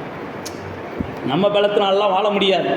இங்கே பாருங்கள், யோசேப்புட்ட அவன் நீதிமானாக இருக்கிறவங்க அடுத்தவங்களை அவதூறாக பேசக்கூடாது. நாமெல்லாம் அவதூறாக பேசக்கூடாது. நீதிமானாக இருக்கிற இந்த யோசேப்பு மரியாளை அவமானப்படுத்த துணியலை. அப்போ தேவ பிள்ளைகள் யாரையும் அவமானப்படுத்துவதற்கு என்ன செய்யக்கூடாது? துணியக்கூடாது. தேவ பிள்ளைகள் நானும் நீங்களும் அவமானப்படுவதற்கு கர்த்தர் விட மாட்டார். இங்கே பாருங்கள், யோசேப்போடு கூட கர்த்தர் வந்து பேசுகிறார். பேசின உடனே யோசேப்புட்ட ஆண்டவர் சொல்கிறாரு, அப்போ உன் மனைவி ஏற்றுக்கொள்வதற்கு நீ ஐயப்படாதே. ஆனால் இவன் என்ன செஞ்சான்?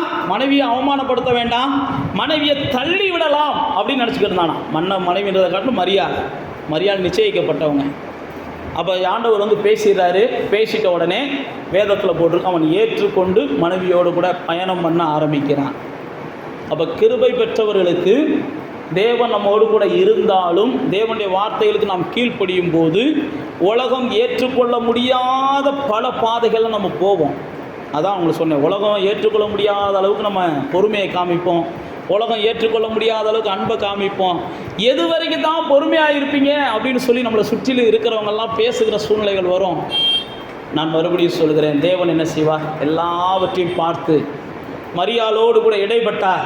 மரியாளோடு இடைப்பட்டது மட்டுமல்ல, ஆவியானவர் பார்த்தீங்கன்னா எதை செஞ்சாலும் நீங்கள் அவருடைய சத்தத்தை மட்டும் கேட்க ஆரம்பிச்சிட்டிங்கன்னு வைங்களேன், எல்லாமே பார்த்தீங்கன்னா அப்படியே சாதகமாகவே போகும்.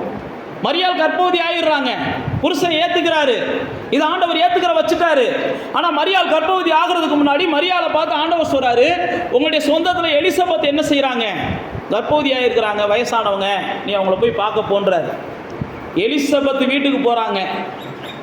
நல்லா தெரிந்து கொள்ளுங்க, இங்கே கவனிக்கிறீங்களா? அப்போ தான் உங்களுக்கு புரியும் நான் சொல்கிறது. மரியாள் வந்து யார்? நிச்சயிக்கப்பட்ட பொன். இப்போ குழந்தை இல்லாத ஒரு வீட்டுக்கு என்ன செய்கிறாங்க? கணவன் மனைவி வீட்டுக்கு போகிறாங்க. கணவன் மனைவி வீட்டுக்கு குழந்தை இல்லாத வீட்டில் போய் தான் மரியாள் என்ன செய்கிறாங்க? கர்ப்பவதி ஆகுறாங்க. கர்த்தர் சொன்ன உடனே மரியாள் அங்கே போயிடுறாங்க. அங்கே இருக்கும்போது தான் மரியாள் கர்ப்பவதி ஆகிடுறாங்க. கவனிக்கிறீங்களா? இதெல்லாம் உங்களுக்கு புரியுதா? கணவன் மனைவி குழந்தை இல்லாமல் இருக்கிறாங்க, ஒரு கன்னி பெண் அந்த வீட்டுக்கு போகிறாங்க, அங்கே கர்ப்பவதி ஆகிடுறாங்க. ஏன் அப்படின்னா பைபிளில் போட்டிருக்கு, எலிசபெத்தும் சகரியாவும் குற்றம் சாட்டப்படாத நீதிமான்கள். அவங்கள யாருமே குற்றப்படுத்த மாட்டாங்க. அவங்க வீட்டில் போய் ஒரு கன்னியை கர்ப்பவதி ஆனாலும் அதுக்கு இவங்க தான் காரணம்னு யார் உலகம் சொல்லாது. அந்த அளவுக்கு பெர்ஃபெக்டான ஆட்கள். நாமெல்லாம் அப்படி இருக்க முடியுமா அப்படின்னா அப்படி தான் இருக்கணும்னு கர்த்தர் விரும்புகிறார். அப்படி தான் இருக்கணும்னு கர்த்தர் விரும்புகிறார். இங்கே பாருங்கள், அங்கே கன்னிகையாக இருக்கிற மரியாள் அங்கே போய் கர்ப்பவதி ஆகிடுறாங்க. கர்ப்பவதியான உடனே ஆண்டவர் இங்கே பேச ஆரம்பிச்சிடறார் யோசேப்பிட்ட. யோசேப்பு வந்து கூட்டு போக ஆரம்பிச்சிடறார். இதெல்லாம் ஏன் நடக்குதுன்னா, மரியாள் இந்த ஊர்லேயே இருந்தாங்கன்னு வைங்க, இந்த ஊர்லேயே வந்து அவங்க கர்ப்பவதி ஆனாங்கன்னு வைங்க, இந்த 3 மாதத்துக்குள்ளே அந்த கர்ப்பத்தை கலைக்கிறதுக்கு பலர் முயற்சி பண்ணுவான். அது கர்த்தருக்கு தெரியும். அதனால தான் கர்த்தர் என்ன செஞ்சார்? இந்த அம்மாவை படக்கா எலிசபெத் வீட்டுக்கு அனுப்பி வைக்கிறார். அதனால தான் நான் உங்களுக்கு சொல்கிறேன், கர்த்தருடைய சத்தத்தை கேட்டிங்கன்னா கர்த்தர் எதை செஞ்சாலும் திட்டம் போட்டு செய்வார். எலிசபெத் வீட்டுக்கு போன்றாரு. ஏன்னா இங்கே இருந்தால் ஒரு கன்னிகை கர்ப்பவதி ஆகிட்டான்னு சொல்லி அன்னைக்கு என்னென்னா கல்லை வச்சு அடித்து கொல்லணும். மோசையினுடைய சட்டம். கல்யாணத்துக்கு முன்னாடி ஒரு பொண்ணு கர்ப்பவதி ஆயிடுச்சுன்னா என்ன செய்யணும்? கல்லை வச்சு அடித்து கொல்லணும். இது மோசையினுடைய சட்டம். நீங்கள் பழைய ஏற்பாட்டில் வாட்சி பார்த்தீங்கன்னா தெரியும். அதனால தான் ஆண்டவர் என்ன செஞ்சார்? இந்த உலகத்தில் இருந்தேன்னா இவன் எவனாவது ஒருத்தவனுடைய கல்லை வச்சு அடிக்க முயற்சி பண்ணுவான். ஆனால் நீ கிருபையை பெற்றவ, உன்னை எவனையும் கல்லை வச்சு அடிக்க நான் விட மாட்டேன். உன்னை குறித்து பெரிய தேவ திட்டம் இருக்குது. நீ பேசாமல் எலும்பி என்ன செஞ்சிரு? சகரியாட்ட போ, அவன் பரிசுத்தவான், அவங்க வீட்டில் போய் நீ பாதுகாப்பாக இரு, உன்னை அவங்க பார்த்துக்குருவாங்க. நீ சொல்கிறதெல்லாம் அவங்க நம்புவாங்க. கர்த்தர் என்கிட்ட பேசினான்னு சொல்லி நம்புவாங்க. பைபிளில் போட்டிருக்கு, சகரியா வீட்டுக்கு இந்த அம்மா போக ஆரம்பித்த உடனே எலிசபெத் சந்தோஷப்படுறாங்க. கவனிக்கிறீங்களா? கர்ப்பவதியாகிய ஒரு கன்னிப்பெண் நம்ம வீட்டுக்கு வந்துட்டால் நம்ம எப்படி சந்தோஷப்படுவோமா? கல்யாணத்துக்கு முன்னாடி நிச்சயிக்கப்பட்ட ஒரு பெண் நம்ம வீட்டுக்கு வர்றாங்கன்னா, கர்ப்பமாகி நம்ம வீட்டுக்கு வர்றாங்கன்னா நம்மளால் ஏற்றுக்கொள்ள முடியுமா? ஆனால் சகரியாவும் எலிசபெத்தும் ஏற்றுக்கிட்டாங்க. ஏன்னா எல்லாருமே தேவனை அறிந்தவர்கள், இது தேவனுடைய திட்டம் அப்படின்னு அவங்களுக்கு புரிஞ்சிச்சு. மரியாள் சொன்ன உடனே அவங்களால ஏற்றுக்கிற முடிஞ்சிச்சு. மரியாள் சொல்வதற்கு முன்பே பரிசுத்த ஆவியானவர் எல்லாத்துக்கும் புரிய வச்சார். அப்போ நான் என்ன சொல்ல வரேன்னா, கிருபையை பெற்றவங்க தேவ திட்டத்தை நீங்கள் உணர்ந்துக்கிட்டீங்கன்னா உங்களுக்கு யாரெல்லாம் சாதகமாக இருக்கணுமோ அவங்களையெல்லாம் கர்த்தர் சாதகமாக மாற்றுவார். தேவனுடைய திட்டத்தை நீங்கள் புரிஞ்சுக்கிறணும். ஏன் நான் தேவனுடைய கிருபையை பெற்றவன், எனக்கு குறித்த ஒரு தேவனுடைய திட்டம் இருக்குது. தேவனுடைய திட்டம் இருக்குன்னு நீங்கள் புரிஞ்சுக்கிட்டீங்கன்னா அதுக்கு சாதகமாக யார் யாரெல்லாம் உங்கள் பக்கம் நிற்கணுமோ கர்த்தர் அவங்களையெல்லாம் உங்கள் பக்கத்தில் கொண்டு வந்து சேர்ப்பார். சகரியாவை சேர்க்கிறார், எலிசபெத்தை சேர்க்கிறார், யோசேப்பை சேர்க்கிறார். யோசேப்போடு கூட அடுத்து பேசுகிறார், நீ இங்கே நிற்காத அங்கே போயிரு, அங்கே நிற்காத இங்கே போயிரு. நீங்கள் 2ஆம் அதிகாரத்தை மத்தேயுல வாட்சி பார்த்தீங்கன்னா தெரியும். ராஜா கொலை செய்ய விரும்புகிறான். குழந்தை பிறக்கிறதுக்கு முன்னாடியே, குழந்தை பிறந்த உடனே சத்தம் வருது, கொலை செய்யக்கூடிய ஒரு சூழ்நிலைக்கு வர்றாங்க. உடனே ஆண்டவர் என்ன செய்கிறார்? இந்த குழந்தைய எடுத்துகிட்டு இங்கே போயிரு, இந்த குழந்தைய எடுத்துகிட்டு அங்கே போயிரு. நான் ஏன் சொல்லுகிறேன்னா, கிருபையை பெற்றவங்க தேவ சத்தத்தை கேட்டால் தான் தேவன் நமக்கு கொடுத்த திட்டத்தை நம்மளால் நிறைவேற்ற முடியும். தேவ சத்தத்தை கேட்கலைன்னா கிருபையை பெற்றவங்களால் தேவனுடைய திட்டத்தை இந்த பூமியில் நிறைவேற்றவே முடியாது. நீங்களும் நானும் தேவனுடைய திட்டம் இல்லாமல் தேவனுடைய கிருபையை பெறலை. தேவன் நம்ம மேலே திட்டம் வச்சிருக்கிறார். தேவனுடைய திட்டத்தை நிறைவேற்றுவதற்கு நமக்கு யாரெல்லாம் அனுகூலமாக இருக்கணும்னு கர்த்தர் என்ன செஞ்சுருக்காரா தீர்மானித்து வச்சுருக்கிறாரோ அவர்களெல்லாம் நம்ம பக்கத்தில் வந்து சேர்ப்பார். நீங்கள் நல்லவங்களை மட்டும் பாருங்கள். இதெல்லாம் செஞ்சால் இவன் திட்டுவானே, இதெல்லாம் செஞ்சால் அவன் திட்டுவானேலாம் பார்க்காதீங்க. இதை செய்வோம். ஆண்டவர் சொல்லியிருக்கிறார், நம்ம கூட நிற்பதற்கு யாரையாவது ஆண்டவர் ஏற்படுத்துவார், நல்லவங்களை ஏற்படுத்துவார். நல்லவங்க வருவாங்கன்னு நம்புங்க. எப்பயுமே கெட்டவங்களையும் யோசிக்காதீங்க. கெட்டது நடக்கும், இவன் திட்டுவான், அவன் தூசிப்பான், இவன் நம்மளை அவமானப்படுத்துவான், அவன் நம்மளை அப்படிலாம் பார்க்காதீங்க. ஆண்டவன் நமக்கு சாதகமான மனிதர்களை கொடுப்பார். தேவன் நம்ம மேலே திட்டம் வச்சிருக்கிறார். அதை கண்டிப்பாக அதை தூசிக்கிறதுக்கு 4 பேர் இருப்பான். அவன் பாட்டுக்கு இருந்துட்டு போகிறான். தூசிக்கிறவன ஆவியானவர் எழுதியே வைக்கலை. மத்தேயிலே எழுதலை, மார்க்லேயே எழுதலை, லூக்காவிலே எழுதலை. எவனாவது மரியாதை தூசிச்சானா எவனுமே தூசிச்சது மாதிரி ஆவியானவர் இங்கே எழுதி வைக்கலை. ஏன்னா அவங்களெல்லாம் ஒரு இம்பார்ட்டன்ட் கொடுக்கறதே இல்லை. யாரெல்லாம் தேவனுடைய கிருபையை பெற்றவனுக்கு சாதகமாக நிற்கிறானோ, யாரெல்லாம் தேவனுடைய திட்டத்தை நிறைவேற்றுவதற்கு ஒரு மனுஷனுக்கு சாதகமாக இருக்கிறானோ அவனை மட்டும்தான் முக்கியப்படுத்தி ஆவியானவர் பைபிள் எழுதி வச்சிருக்கிறார். உங்கள் வாழ்க்கை அப்படி தான் இருக்கும். அப்போ தேவ பிள்ளைகளாகி நீங்களும் நானும் இந்த மரியாதையுடைய வாழ்க்கையில் கற்றுக்கொள்கிறது அதுதான். தேவனுடைய சத்தத்தை நம்ம கேட்டு தான் செயல்படணும். தேவனுடைய சத்தத்தை கேட்கலை அப்படின்னா நிச்சயமாக நம்ம தடுமாறிடுவோம். ஒரே ஒரு வசனத்தை மாத்திரம் நான் உங்களுக்கு சொல்லி முடிக்க ஆசைப்படுகிறேன். தேவனுடைய சத்தம் அப்படின்னா நானும் நீங்களும் நினைக்கிறபடி ஏதோ வானத்திலேருந்து வரும் பூமியிலேருந்து வரும்லாம் கிடையாது. முதல்ல நாம் என்ன செய்யணும்? நமக்குள்ளே இருந்து ஆவியானவர் பேசுவார். அடுத்து நம்மக்கிட்ட கொடுக்கப்பட்டிருக்கிற வேத வசனத்திலேருந்து ஆவியானவர் பேசுவார். அடுத்து தேவன் நமக்கு ஏற்படுத்தியிருக்கிற திருச்சபையின் ஐக்கியத்திலேருந்து ஆவியானவர் பேசுவார். இந்த 3 காரியம்தான் உங்களுக்கு பொதுவானது. அதுக்கப்புறம் மற்றதெல்லாம் நீங்கள் என்ன செய்யக்கூடாது? ஜஸ்ட்டு அறிஞ்சிக்கலாம், அதுக்கு இம்பார்ட்டன்ட் கொடுக்கக்கூடாது. முதல்ல உங்களுக்குள்ள ஆவியானவர் பேசணும். அடுத்து உங்கள்கிட்ட இருக்கிற வேத வசனத்தின் மூலமாக ஆவியானவர் பேசணும். அடுத்து உங்களுடைய திருச்சபை மூலமாக ஆவியானவர் பேசணும். இதுதான் ஆவியானவருடைய சத்தம். நீங்கள் 1 ராஜாக்களின் அந்த இதை மட்டும் நான் உங்களுக்கு சொல்லி முடிக்கிறேன். நீங்கள் வீட்டில் போய் வாட்சி பார்த்துக்கோங்க. ராஜாக்களின் புஸ்தகத்தில் பார்த்தீங்கன்னா ஒரு இளம் தீர்க்கதரிசி, 2 ராஜாக்களின் புஸ்தகம் 13ஆம் அதிகாரத்தில் இது இருக்குது. இளம் தீர்க்கதரிசி அந்த ராஜாவை ஒருத்தரை சந்தித்து ராஜாட்ட சில தீர்க்க தரிசனத்தை சொல்கிறார். சொல்லிட்டு அந்த ராஜாவை பார்த்து என்ன செய்கிறாரு? சொன்ன தீர்க்க தரிசனம்லாம் நிறைவேறுது. நிறைவேறின உடனே அந்த இளம் தீர்க்கதரிசி வந்த பாதையில் வராமல் வேற ஒரு பாதையில் ஆண்டவர் அவனை போக சொல்கிறார். எங்கேயும் போய் சாப்பிடாதான்றாரு, யார்ட்டையும் தண்ணியை குடிக்காதான்றாரு. கவனிக்கிறீங்களா? ஆண்டவர் சொன்னது. இங்கே போகிற சொல்கிற அதுக்கப்புறம் அங்கே எதையும் எதிர்பார்க்காது. நீ சொல்கிறதெல்லாம் நடக்கும். நடந்த உடனே உன்னை எல்லாரும் தூக்கி என்ன செய்வான்? கொண்டாட விரும்புவான். உனக்கு அதை செய்ய விரும்பியா, எதை செய்ய விரும்பியா, எதுவும் செய்யாதான்னு சொல்லிடுறா. அப்படியே நடந்துருது. அப்படியே நடந்த உடனே இந்த தீர்க்கதரிசி தேவனுடைய சத்தத்தை கேட்டு வந்துடுறாரு. அதே ஊரில் இன்னொரு தீர்க்கதரிசி இருந்தாராம். பைபிளில் போட்டிருக்கு, அவர் வயதான தீர்க்கதரிசி, கேலம் தீர்க்கதரிசி. அவரும் தீர்க்கதரிசி தான். அவருக்கு இந்த கதையெல்லாம் போகுது. போன உடனே அந்த தீர்க்கதரிசி என்ன செய்கிறான்? இவனை எப்படியாவது எதிர்கொண்டு போய் அவனுக்கு சாப்பாடை கொடுத்து அவனை உட்காந்து பேசி எப்பா இந்தான்னு கூப்பிட்றாரு. அப்போ அவன் சொல்கிறான், கர்த்தர் எனக்கு இதெல்லாம் செய்யக்கூடாதுன்ட்டார். இல்லை, அதே கர்த்தர் தான் என்கிட்ட சொன்னார், இதெல்லாம் போய் அவனுக்கு கொடுன்னு சொல்லி. கவனிக்கிறீங்களா? சொன்னது யார்? இன்னொரு தீர்க்கதரிசி, வயசான தீர்க்கதரிசி, அனுபவமுள்ள தீர்க்கதரிசி. சில நேரத்தில் நானும் நீங்களும் இப்படி தான் மோசம் போயிடுறோம். தேவனுடைய சத்தத்தை பைபிளில் ஆண்டவர் சொல்லுவார், மனம் மாறுவதற்கு நான் மனிதன் அல்ல.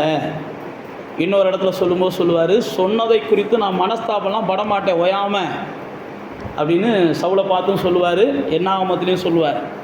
அப்போ அந்த இளம் தீர்க்கதரிசி அந்த கிளம் தீர்க்கதரிசி சொன்னதை நம்பிடுறார்.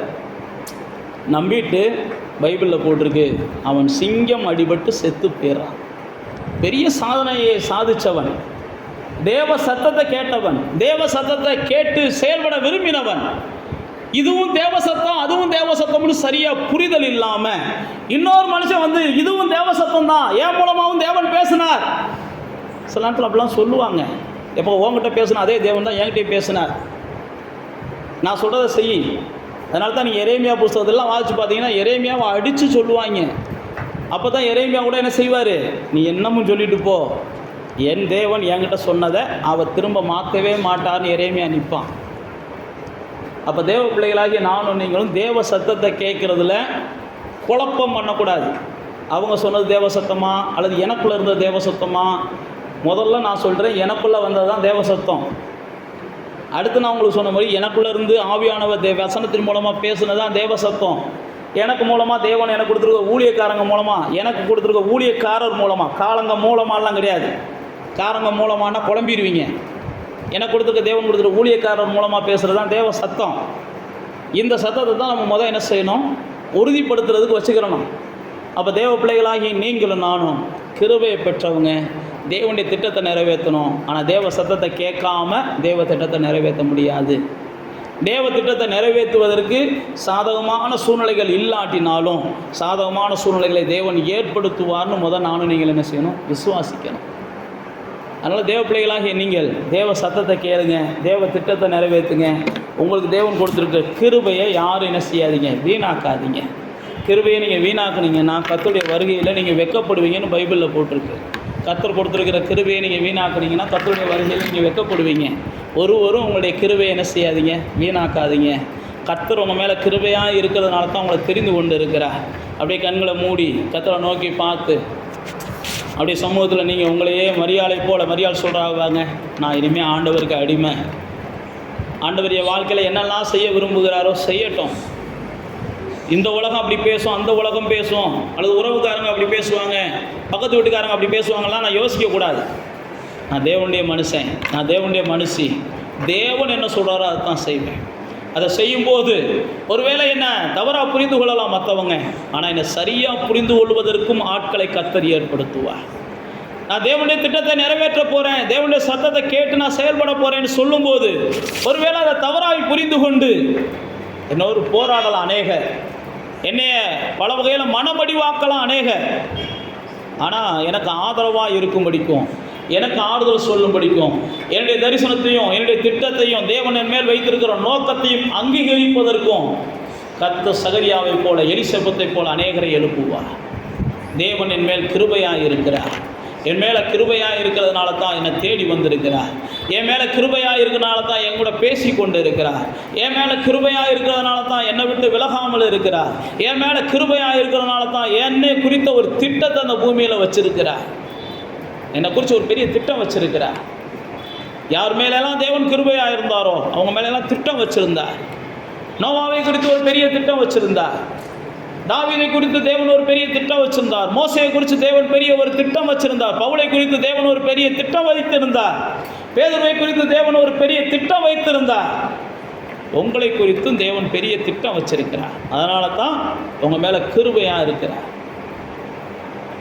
அந்த திட்டத்தை ஒருபோதும் எந்த ஒரு மனுஷனுடைய சத்தத்தையும் கேட்டு அல்லது பொய்யான தீர்க்கதரிசிகளுடைய சத்தத்தை கேட்டு பொய்யான வேத புரட்டர்களுடைய சத்தத்தை கேட்டு நீங்கள் என்ன செஞ்சிடாதீங்க, மோசம் பண்ணிடாதீங்க, மோசம் போயிடாதீங்க. தேவன் எனக்கு கொடுத்ததை நான் நிறைவேற்றணும் அப்படின்னு நீங்கள் நில்லுங்க. நீங்கள் நிறைவேற்றுவதற்கு யாரெல்லாம் உறுதுணையாக இருக்கணுமோ அவங்களையெல்லாம் கர்த்தர் உங்களை தேடி வர பண்ணுவார். நீங்கள் தேவனுடைய திட்டத்தை நிறைவேற்றுவதற்கு யாரெல்லாம் உங்களுக்கு சாதகமாக இருக்கணும்னு கர்த்தர் தீர்மானிச்சிருக்கிறாரோ அவங்கெல்லாம் உங்களை தேடி வருவாங்க, உங்களுக்கு கரம் கொடுப்பாங்க, உங்களுக்கு ஊன்றுகோலாக நிற்பாங்க. நீங்கள் நிச்சயமாக தேவனுடைய திட்டத்தை நிறைவேற்றினவர்களாக இந்த பூமியில் ஜொலிப்பீங்க. நான் மறுபடியும் சொல்லுகிறேன், நீங்கள் தேவனுடைய திட்டத்தை நிறைவேற்றாமல் இந்த பூமியை விட்டு போனீங்கன்னா தேவனுடைய இருதயம் வருத்தப்படும். தேவனுடைய இருதயம் வருத்தப்படும். உங்களை ஒவ்வொருவரையும் தேவன் சாதாரணமாக தெரிந்து கொள்ளவில்லை, ஒரு நோக்கத்தோடு தான் தெரிந்து கொண்டு இருக்கிறார். தேவன் உங்கள் ஒவ்வொருவரையும் ஒரு திட்டத்தோடு தான் தெரிந்து கொண்டு இருக்கிறார். அவருடைய நோக்கத்தையும் அவருடைய திட்டத்தையும் நீங்கள் கண்டிப்பாக புரிந்து கொள்ளணும், அதை அறிந்து கொள்ளணும், அதில் உங்களுக்கு தெளிவு இருக்கணும். அப்போ தான் தேவனுடைய கிருபையை நீங்கள் பயன்படுத்துவீங்க. தேவனுடைய கிருபையை நீங்கள் பயன்படுத்தும் போது தான் நீங்கள் அநேகருக்கு தலைவர்களாய் மாறுவீர்கள், அநேகருக்கு வழிகாட்டிகளாய் மாறுவீர்கள், அநேகருக்கு வெளிச்சம் கொடுக்கிறவங்களாக மாறுவீங்க, அநேகருக்கு ஜீவன் கொடுக்கிறவங்களாக மாறுவீங்க, அநேகரை கர்த்தருடைய ராஜ்யத்தில் சேர்க்கிறவங்களாக நீங்கள் மாறுவீங்க. தேவனுடைய திட்டம் என்பது கர்த்தருடைய ராஜ்யத்தில் அவருடைய விரிவாக்கத்துக்கு நீங்கள் பயன்படணும். அதுதான் தேவனுடைய திட்டம். கார் வாங்கணும், பங்களா வாங்கணும், இதுதான் தேவனுடைய திட்டம்ன்ற அந்த மாய்மாலமான எண்ணத்துக்குள்ளே போயிடாதீங்க. கார் வாங்குறது அவசியம், பங்களா கட்டுறது அவசியம், அதுக்காகலாம் கர்த்தர் நம்மளை தெரிந்து கொள்ளலை. அவருடைய ராஜ்யத்தை இந்த பூமியில் ஏதாவது ஒரு வகையில் நம்ம என்ன செய்யணும்? விரிவாக்கம் செய்யணும். அதுதான் தேவனுடைய பிரதானமான நோக்கம். அவருடைய ராஜ்யத்தின் பணிக்காகத்தான் தேவன் நமக்கு வீடை கொடுக்கிறார், நம்மளுக்கு பணத்தை கொடுக்கிறார். அந்த பணிக்கெல்லாம் நீங்கள் உதவியாக இருப்பீங்கன்னு சொல்லித்தான் கர்த்தர் உங்களுக்கு மேன்மையை கொடுக்கிறார், கர்த்தர் உங்களுக்கு ஆசீர்வாதத்தை கொடுக்கிறார். கர்த்தருடைய பணிக்கு, கர்த்தருடைய ஊழியத்திற்கு, கர்த்தருடைய ராஜ்யத்திற்கு நீங்கள் உதவியாக இருப்பீங்கன்னு சொல்லித்தான் கர்த்தர் உங்களுக்கு பிள்ளைகளை கொடுக்கிறார், கர்த்தர் உங்களுக்கு எல்லா பொருளாதாரத்தையும் கொடுக்கிறார். நீங்கள் செய்ய தவறும் போது தான் தேவனுடைய கிருபையை ஏசாவை போல நீங்கள் தொலைச்சிடுறீங்க. நீங்கள் செய்ய தவறும் போது தான் மாயையை பற்றி கொண்டு யோனா சொன்னதை போல தேவன் கொடுக்குற கிருபையை போக்கடிச்சிடுறீங்க. நான் மறுபடியும் சொல்லுகிறேன், நீங்கள் எல்லாம் கிருபையை பெற்றவங்க, வாழ்ந்து காமிக்கணும், அநேகருக்கு நீங்கள் ஆசீர்வாதமாக இருக்கணும். கர்த்தர் உங்களை பயன்படுத்துவாராக. பிதாவே, இந்த நல்ல நாளிலும் கூட நாங்கள் மரியாளை சந்தித்த தேவன், எங்களை இந்த நாளில் சந்திச்சிருக்கிறீங்க. நாங்களும் கிருபை பெற்றவர்கள் என்பதை எங்களுக்கு வெளிப்படுத்தி இருக்கிறீங்க. நாங்கள் பெற்ற கிருபையை ஆண்டவரே உறுதிப்படுத்துவதற்காக நீங்கள் ஒவ்வொரு நாளும் எங்களோடு கூட இருக்கிறீங்க, ஒவ்வொரு நாளும் எங்களோடு கூட பேசுகிறீங்க. அதற்காகவே எங்களை ஆசீர்வதிக்கிறீங்க. நாங்கள் தேவ திட்டத்தை நிறைவேற்றணும் அப்படின்றதுக்காக தான் இதெல்லாம் செய்கிறீங்கப்பா. நாங்கள் இதெல்லாம் பெற்றுக்கொண்டுட்டு தேவ திட்டத்தை நிறைவேற்றாமல் போயிட்டோம்னா நிச்சயமாக ஆண்டவரே, தேவதூதர்களுக்கு முன்பாக எங்களை நீங்கள் அறிக்கை இடும்போது வெட்கப்படுவீங்கன்னு எங்களுக்கு வேதத்தில் எழுதி வச்சுருக்கிறீங்கப்பா. எல்லாத்தையும் கொடுத்தேன், ஆனால் நான் கொடுத்த ஊழியத்தை மட்டும் நிறைவேற்றலை. இவனுக்கு வேண்டியதெல்லாம் நான் கொடுத்தேன், ஆனால் நான் கொடுத்த கிருபைகளை பயன்படுத்தவே இல்லை, அவனுக்கு மட்டும் பயன்படுத்திக்கிட்டான்னு சொல்லி தேவதூதர்களுக்கு முன்பாக எங்களை குறித்து வெட்கப்படுவேன்னு பைபிளில் போட்டிருக்கிறீங்கப்பா. அப்படிப்பட்ட துர்பாக்கியத்தை நாங்கள் ஏற்படுத்தக்கூடாது.